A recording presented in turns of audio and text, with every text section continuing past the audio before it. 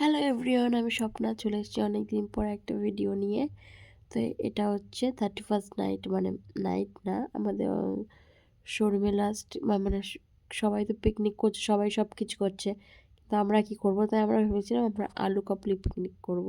মানে যেমন কাজ, তো আমাদের তোড়জোড় দেখতে হচ্ছে শুরু হয়ে গেছিলো।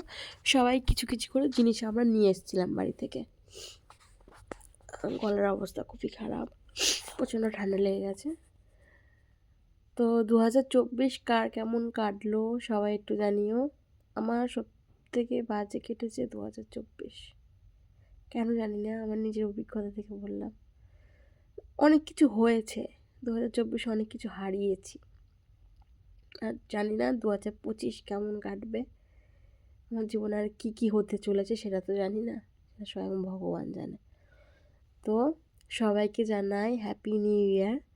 সবার নতুন বছর খুব ভালো কাটুক, সবাই সুস্থ থাকো, ভালো থাকো, বাস এটুকুই। এখানে দেখতে পাচ্ছ আমাদের আলু কাবলি রেডি হচ্ছে। খেতে কিন্তু অসাম হয়েছিল, মানে খুব সুন্দর খেতে হয়েছিল। আমাদের এখানে না সব পাওয়া যায়, সব জিনিসটাই পাওয়া যায় আমাদের এখানে, কিন্তু আলু কাবলিটা পাওয়া যায় না, মানে আমরা যেখানে আমাদের শোরুমের আশেপাশে। এটা খুব মিস করি। সন্ধ্যেবেলা এইসবগুলো হলে না একটু বেশ ভালোই লাগে খেতে। তো কার কার আলু কাবলি খেতে ভালো লাগে না লাগে একটুখানি আমাকে জানিও, আর প্লিজ একটু সাপোর্ট করো, কারণ তোমাদের সাপোর্ট করো মানুষের একটা জীবন চেঞ্জ করে দিতে পারে, আজকাল দেখি এটাই। আমি নিয়ে গেছিলাম মটর আর ছোলা, কাঁচা ছোলা, ব্যাস।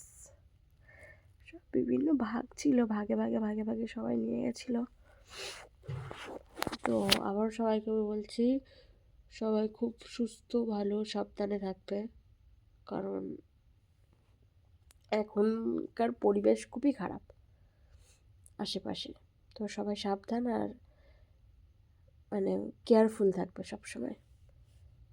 আর আবারও বলছি হ্যাপি নিউ ইয়ার। তো আমাদের এখানে খাবার দেখতে পাচ্ছ সবার ভাগ ভাগ করা হচ্ছিলো। এই খেতে খেতেই আমাদের জীবনটা একটা, কেমন সত্যি কথা বলতে চন্দ্রানী পাস আমাকে অনেক কিছু দিয়েছে জীবনে। আমি এমন অনেক কিছু হারিয়েছি, আমি অনেক কিছু পেয়েছি এখানে গিয়ে।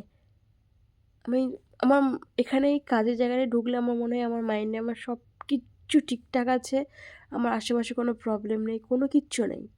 কিন্তু যখনই বেরিয়ে আসি তখনই মনে হয় যে না, এই জিনিসটা আমার লাইফে কম আছে, এই জিনিসটা কম আছে। কিন্তু যখনই আমি কাজে ঢুকি না, তখন সমস্ত নেগেটিভ মাইন্ড মানে আমাকে বাড়িতে রেখে দিয়ে যেতে হবে, ওখানে গিয়ে আমি একটা পজিটিভ মানুষ, এরকমই। মানে ওই জন্য বলি এই কাজের জায়গাটা আমাকে অনেক কিছু দিয়েছে, আমাকে ভালোভাবে বাঁচতে শিখিয়েছে। তো আমি সত্যি কথা বলছি, আমার মানে যে কটা মানুষ রয়েছে আমার পাশে সত্যিই খুব ভালো। যাই হোক না কেন, কোনো একটা প্রবলেমে পড়লে তাদের থেকে আমি সলিউশন পাই। Thank you for